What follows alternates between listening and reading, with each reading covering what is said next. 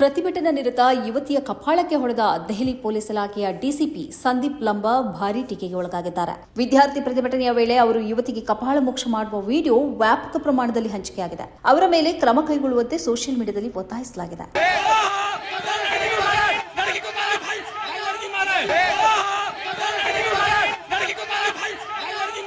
ಇದೇ ವೇಳೆ ಇದೇ ಸಂದೀಪ್ ಲಂಬಾ ಇದಕ್ಕಿಂತ ಮೊದಲು ಕೂಡ ಇಷ್ಟೇ ಅನಾಗರಿಕವಾಗಿ ಮತ್ತು ಕ್ರೂರವಾಗಿ ವರ್ತಿಸಿದ್ದಾರೆ ಎಂಬುದನ್ನು ಕಾಕ್ರೋಚ್ ಜನತಾ ಪಕ್ಷದ ಸ್ಥಾಪಕ ಅಭಿಜಿತ್ ದೀಪ್ಗೆ ಹೇಳಿದ್ದಾರೆ. ಸೋನಂ ವಾಂಗ್ಚುಕ್ ಅವರ ಪತ್ನಿ ಗೀತಾಂಜಲಿ ಅವರನ್ನ ಹೊಡೆಯಲು ಇವರು ಟ್ರಕ್ ಹತ್ತಿದ್ದರು ಮತ್ತು ಗೀತಾಂಜಲಿ ಅವರ ಕೂದಲನ್ನ ಎಳೆದಿದ್ರು ಅಂತ ದೀಪ್ಗೆ ಆರೋಪಿಸಿದ್ದಾರೆ.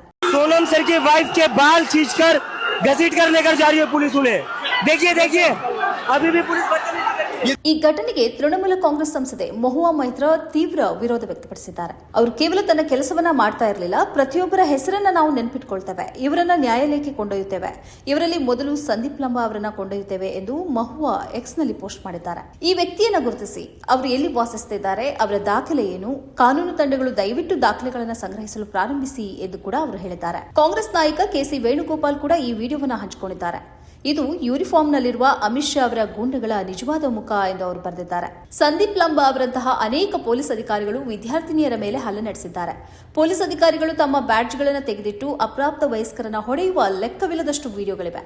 ಪೊಲೀಸರೇ ಕಾರಿನ ಕಿಟಕಿಗಳನ್ನು ಒಡೆದಿದ್ದಾರೆ, ಕಲ್ಲು ತೂರಾಟ ನಡೆಸಿದ್ದಾರೆ. ಸಾಮಾನ್ಯ ಉಡುಪಿನ ಗೂಂಡಗಳು ಶಾಂತಿಯುತ ಪ್ರತಿಭಟನಾಕಾರರ ಮೇಲೆ ಲಾಠಿ ಪ್ರಹಾರ ಮಾಡಲು ಪ್ರೋತ್ಸಾಹಿಸುತ್ತಿರುವುದನ್ನು ನಾವು ನೋಡಿದ್ದೇವೆ ಎಂದು ಬರೆಯಲಾಗಿದೆ. ಇದೇ ವೇಳೆ ಲಂಬಾ ಅವರು ಯುವತಿಯ ಕೆನ್ನೆಗೆ ಹೊಡೆಯುತ್ತಿರುವ ವಿಡಿಯೋದ ಬಗ್ಗೆ ದೆಹಲಿ ಪೊಲೀಸರು ಯಾವ ಪ್ರತಿಕ್ರಿಯೆಯನ್ನೂ ನೀಡಿಲ್ಲ. ಪ್ರತಿಭಟನಾಕಾರರ ಮೇಲೆ ಪೊಲೀಸರ ದೌರ್ಜನ್ಯ ಎಷ್ಟು ಜೋರಾಗಿತ್ತು ಅನ್ನೋದಕ್ಕೆ 100ಕ್ಕಿಂತಲೂ ಅಧಿಕ ಪ್ರತಿಭಟನಾಕಾರರು ಗಾಯಗೊಂಡು ಆಸ್ಪತ್ರೆಯಲ್ಲಿ ಇರೋದೇ ಸಾಕ್ಷಿಯಾಗಿದೆ. ಈ ಹಿಂದೆ 2020ರಲ್ಲಿ ದೆಹಲಿ ಹಿಂಸಾಚಾರಕ್ಕಿಂತಲೂ ಮೊದಲು ಮತ್ತು ಹಿಂಸಾಚಾರದ ಸಮಯದಲ್ಲಿ ದೆಹಲಿ ಪೊಲೀಸರು ಮುಸ್ಲಿಮರ ಜೊತೆ ಅತ್ಯಂತ ಕ್ರೂರವಾಗಿ ನಡೆದುಕೊಂಡಿದ್ರು. ಜಾಮಿಯಾ ಮಿಲಿಯಾ ಯೂನಿವರ್ಸಿಟಿಯ ಒಳಗೆ ನುಗ್ಗಿ ಗೂಂಡಗಳಂತೆ ವಿದ್ಯಾರ್ಥಿಗಳ ಮೇಲೆ ಹಲ್ಲೆ ನಡೆಸಿದ್ರು, ಅತ್ಯಂತ ಕ್ರೂರವಾಗಿ ನಡೆದುಕೊಂಡಿದ್ರು. ಆ ಬಳಿಕದ ಸಮಯದಲ್ಲೂ ದೆಹಲಿ ಪೊಲೀಸರು ಅತ್ಯಂತ ಅನಾಗರಿಕವಾಗಿ ನಡೆದುಕೊಂಡಿರುವ ಆರೋಪ ಇದೆ. ಇದೀಗ ಅದೇ ದೆಹಲಿ ಪೊಲೀಸರು ವಿದ್ಯಾರ್ಥಿಗಳ ಮೇಲೂ ಕ್ರೂರವಾಗಿ ಎರಗಿದ್ದಾರೆ.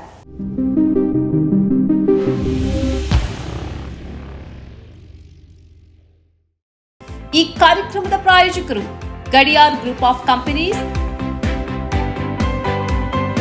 specialized in piling and shoring, engineering consultancy, firefighting, steel structures, real estate. Office, SIT Tower, Silicon Oasis, Dubai, UAE.